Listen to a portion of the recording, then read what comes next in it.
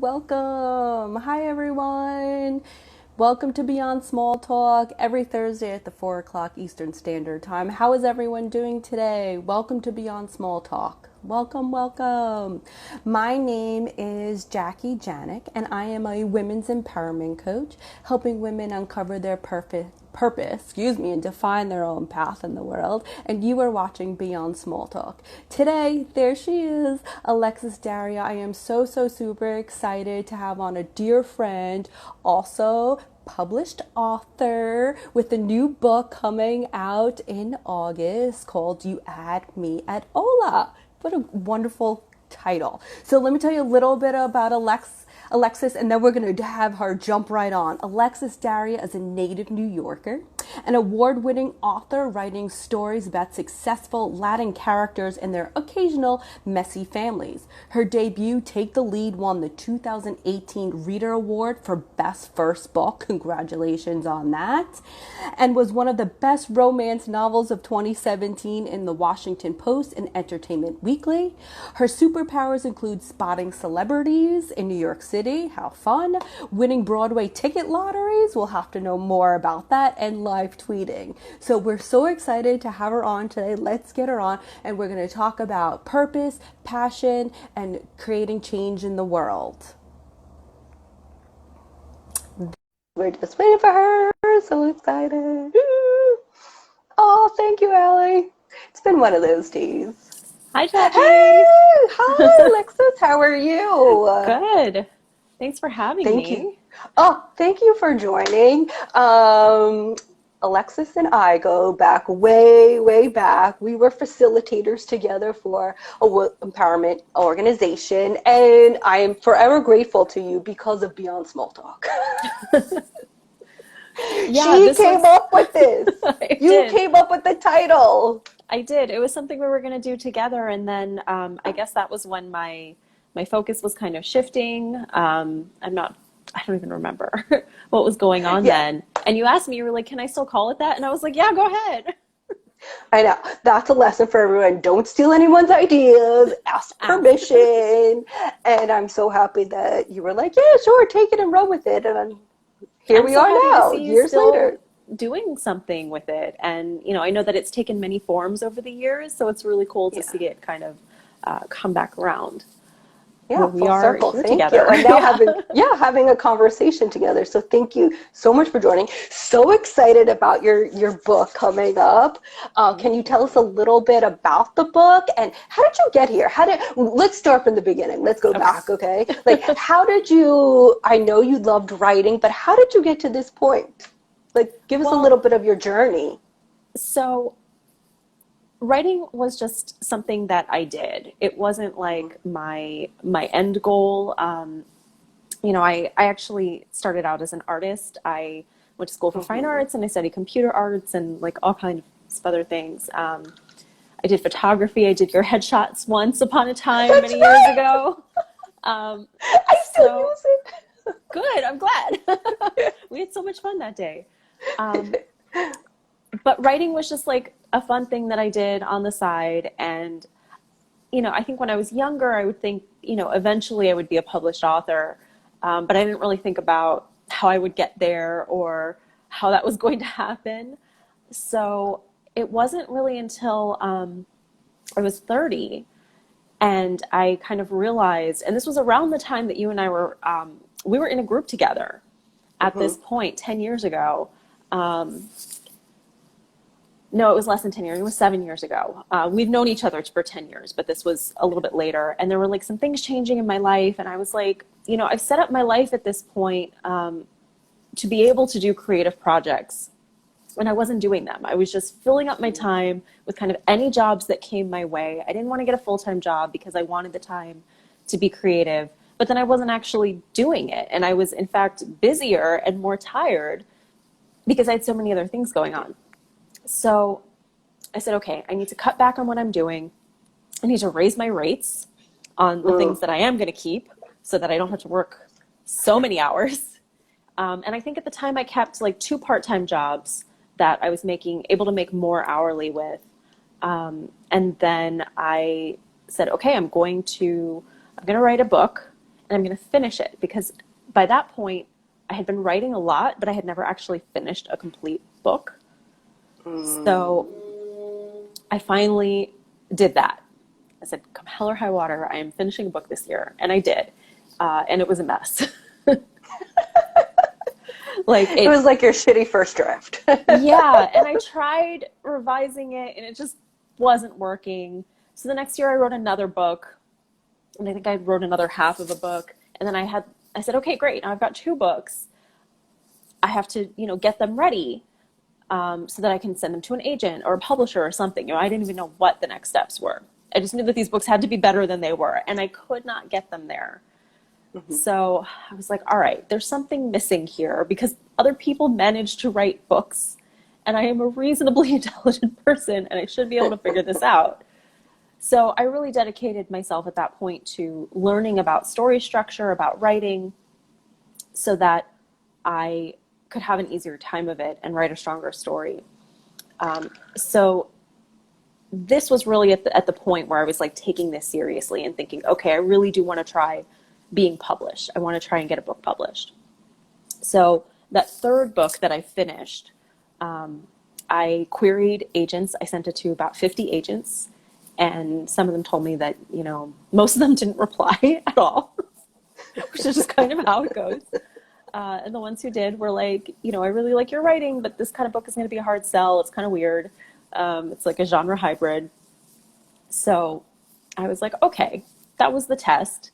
Let me write another book that, based on what I've learned from this experience and what the market is looking for. So that one had been a paranormal romance. So I said, let me write a contemporary romance. Wait, what is it called? What was the other one? It was a paranormal romance. So it had like magic and stuff in it.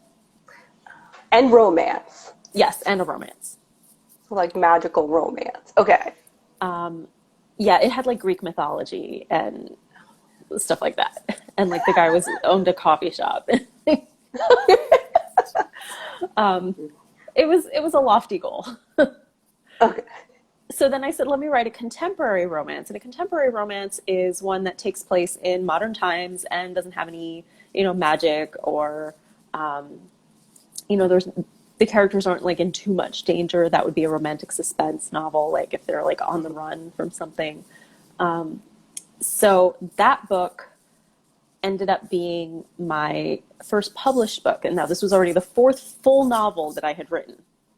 Wow. But that was the one that got me an agent and a book deal. Wow. Congratulations. And now we're going on your second. Where do you find like your creative... Oh, 4th book, but published? Yeah. This is my 4th published book. Yeah. I have, in that other series, I have 2 books and a novella. And now we have You Had Me At Hola. I just got my finished copies in the mail. So I just opened the box today. So it's a big thing because my previous books, the first 2 were only available in ebook. Mm-hmm. So I never had like an advanced reader copy. I never had a finished copy like this. They weren't in bookstores. And then the third one I did, I self-published a novella in the same series. So I did have print copies, but like I designed them myself and had to like pay for them to be printed. And, they're in some indie bookstores where I've done events, but it's just a different experience. So this has been cool. Number 4, your 4th birth. So your 4th baby book birth. Yeah. Congratulations. Thank you. And can you tell us a bit about like your inspiration for this one? Like, where do you find your creative, like, how do you get that going? A lot of time it's TV. So this one, the heroine in this, Jasmine, is a soap opera actress, and the hero, Ashton, is a telenovela actor. But I also, some of the inspiration for this came from the show Once Upon a Time. No, not Once Upon a Time. I always say that wrong. One Day at a Time. Not the fairy tale one. The one about a Cuban family that was on Netflix, and now it's on Pop TV. Oh, okay. With Rita Moreno as the abuela. I was watching that and I was thinking about this kind of family story. And I wanted to write a book about a group of cousins who find love. And then this one, I don't know why, but it just made the most sense to me that she would just have to be an actress, and that was like going to be part of her journey. I don't know. I'm really fascinated by the behind the scenes kind of stuff. I think that's really fun to write. And you just like, it just comes to you. You're just like, and then you just put it down on paper. Like, especially during a Yeah. pandemic and being quarantined, I don't know, like, how do you find your inspiration during a pandemic? I feel like that might be kind of hard. It has been. So this one I wrote last year, and I got the idea even the year before that. So it's been in the works for a while. The one that I'm writing now is the second book in this series, and it is about two people stuck in a house together, which was, at the time that I came up with it, I was like, this is going to be so sexy. They're like going to be like in each other's faces the whole time. And then the pandemic started, and I was like, there is nothing sexy about being stuck in a house together. So now they're both just kind of like really frustrated with each other. I don't know. I'm still writing it, but it's one of the cousins from this book, and will be her story. But yeah, I kind of I have to like trick myself into writing, where like in this case, I was just really struggling to get started, with the pandemic. It just, it was very stressful at the beginning, I think, for everyone, and focus was really difficult. I kind of was just like watching a lot of TV at the beginning and like feeling stressed. And then I just started doing puzzles and listening to audiobooks. And I was like, okay, I got this book to write though. So I tricked myself into it by letting myself write some fanfic first. Do you know what that is? No.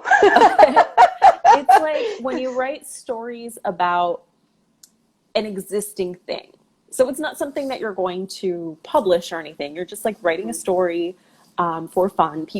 People do put them up online, and other people can like read and comment.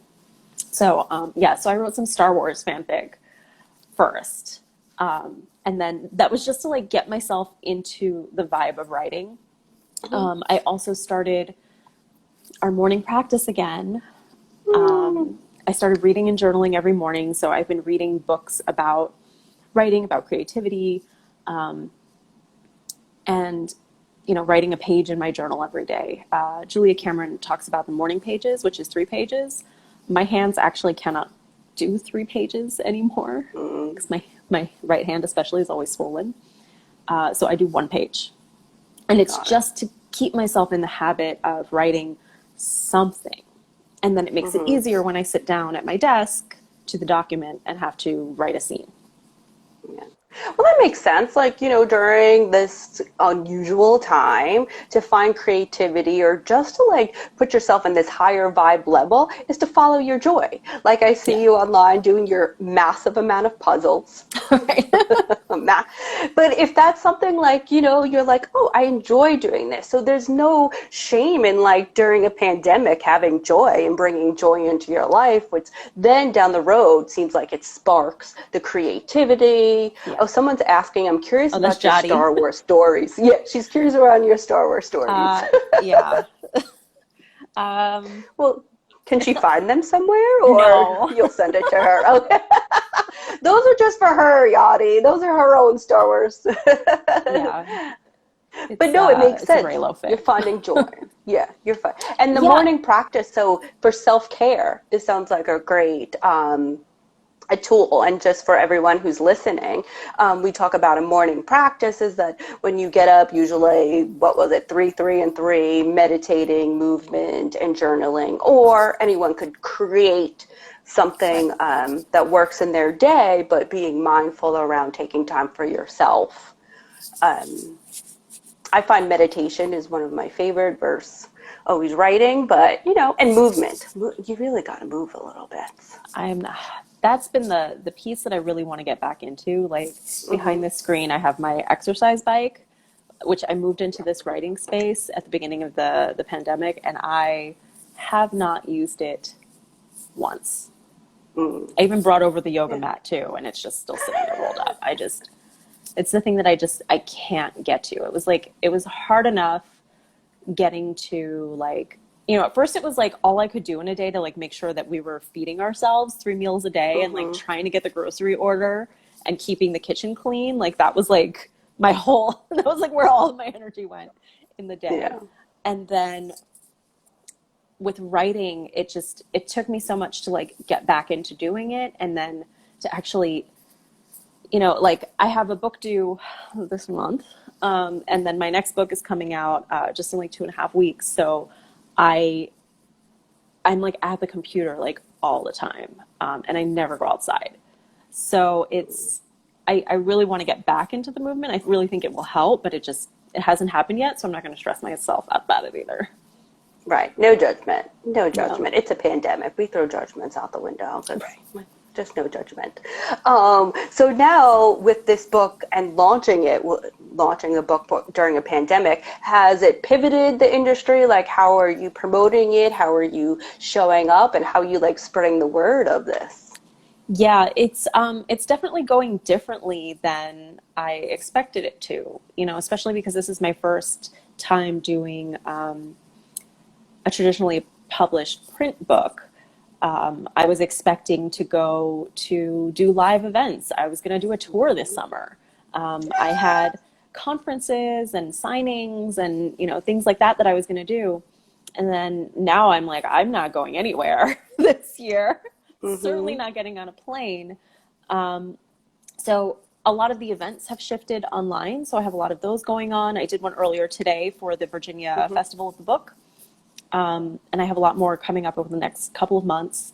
I've worked out a pre-order campaign with a bookstore in Chicago. Love's Sweet Arrow is a romance-only bookstore out there. So we're doing like pre-order incentives.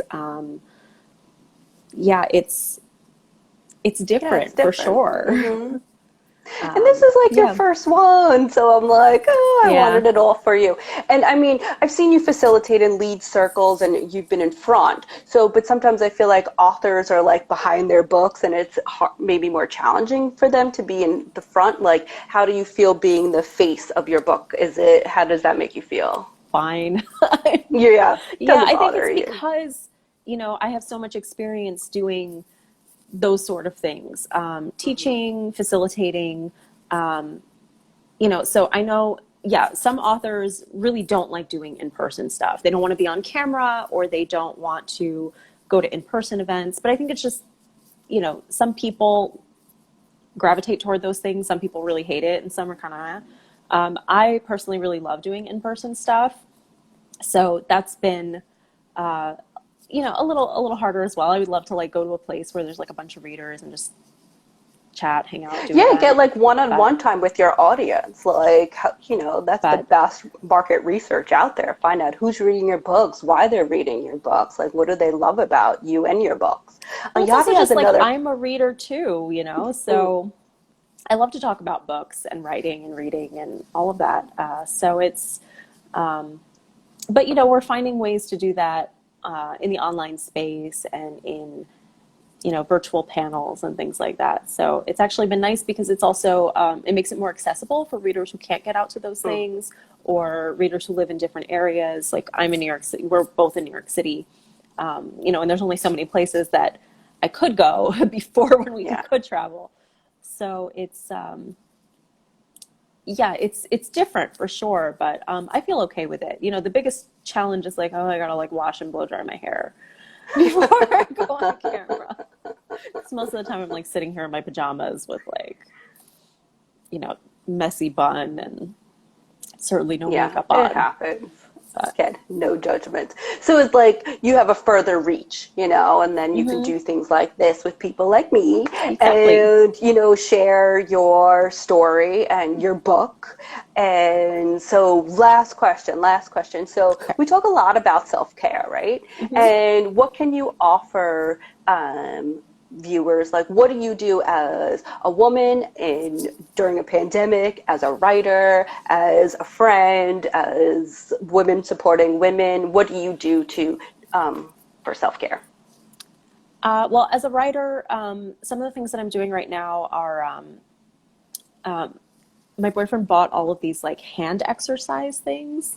So we have like 3 different kinds. So I've actually been using those every night before I go to bed, because there's one that I wish I had it with me. It's like a thing which has like 5 holes, so you can put each of your fingers in it, and then you basically just like stretch like this. So I keep that next to the bed, and every night before I go to bed, I do that. I also don't really drink alcohol while I'm drafting a book, because I know that Hemingway famously said, "Write drunk, edit sober." It just gets in the way of me doing my work. It makes me just a little bit more tired, or, if I get like a second wind at night and I want to get some more work done, like if I'm inspired to, continue the scene that I'm working on or whatever, then I can't do that. So those are a couple of the things that I do to like take care of my writer self. For me personally, last year, over the last couple of years, I've really had to pay attention to my energy levels and my health, because I tend to overdo it. And I reached a point last year where I could not do that anymore. Like I physically couldn't do it. I've gone to a lot of doctors. I've done a lot of like medical tests and stuff to see what's going on, and we don't really have an answer. I was still doing all of that when the pandemic started, and I was like, I'm not going to the doctor's office. So, but also I've mostly been feeling okay lately. But what that has meant for me is that I really need to check in with myself regularly to see how I'm feeling. And if I feel like I'm overextending, I just got to stop, regardless of whether something is due or, what's happening, because I'm very good at dismissing those things. And I'm like, well, I just got to do this. It's just got to get done. I can't do that anymore. So that, I think, has been the biggest thing, is just to actually pay attention to how I'm feeling, pay attention to how my energy feels like. And I can tell when something's happening. It's like, oh, I'm getting that feeling again. I need to take a break.